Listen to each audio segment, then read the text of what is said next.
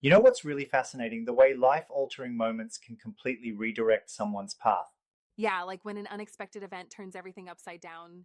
Exactly. Think about Ignatius of Loyola. He was this nobleman and soldier, but then a Right. battlefield injury changed everything. Oh, Ignatius, isn't he the one who founded the Jesuits? Yeah, that's him. So picture this. It's 1521, and Ignatius is defending Pamplona against the French, and he Mm-hmm. gets hit by a cannonball. Ouch, that's gotta hurt. Exactly. He was seriously injured when his Yeah, leg was shattered. that must have been tough for a soldier used to action. Absolutely. And here's the thing. During his recovery, he wanted to read adventure novels, Right? but all he had were religious texts like the Lives of the Saints. So he ended up reading those? Exactly. And they had a profound impact on him, Mm-hmm. inspiring a spiritual awakening. It's funny how sometimes we find inspiration in the most unexpected places. Totally. It's like he went from wanting tales of knights and battles to Yeah. contemplating the lives of saints and spiritual warriors. So that's what led him to dedicate his life to God? Yes, he decided to abandon his old life and Right. committed himself to poverty and service. I've always wondered how someone could just give up everything like that. Isn't that a bit extreme? Well, perhaps, but for Ignatius, it was a complete transformation, like shedding his Mm-hmm. old identity for a higher purpose. I suppose when you have such a profound experience, it can lead to radical changes. Exactly. And he didn't stop there. In 1534, he gathered six companions and they founded Right. the Society of Jesus. The Jesuits, they're quite influential, aren't they?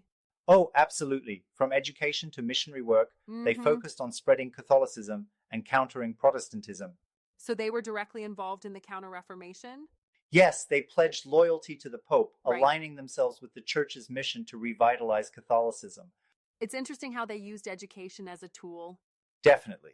Ignatius believed in educating the whole person, mind, Mm-hmm. body, and spirit. Kind of ahead of his time, don't you think? For sure, you could say he saw education as a weapon, but Right? one that builds rather than destroys. I like that analogy. So, what exactly are the spiritual exercises he wrote?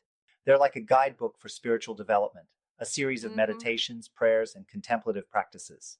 Kind of like a workout plan, but for the soul? Exactly. It's like having a personal trainer for your spirituality, helping you Yeah, strengthen your inner self.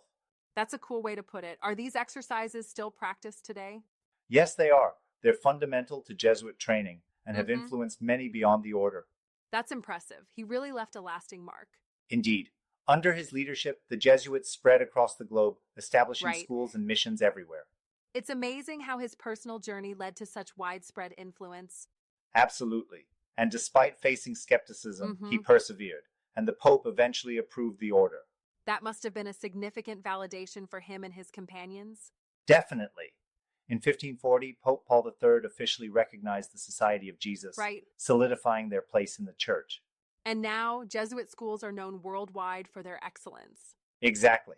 His legacy in education and social justice continues, impacting Mm-hmm. countless lives. Maybe I need some spiritual exercises myself. Do they have a beginner's version? Ha! Well, I think they're customizable so anyone can Right. start.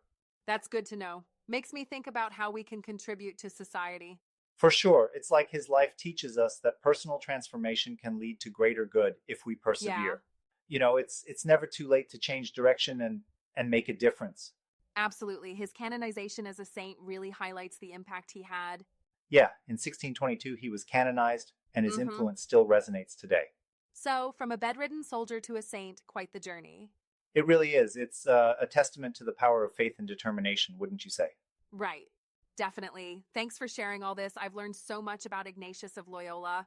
My pleasure. It's always great to dive into history and Yeah, uncover these remarkable stories. absolutely. Looking forward to our next discussion.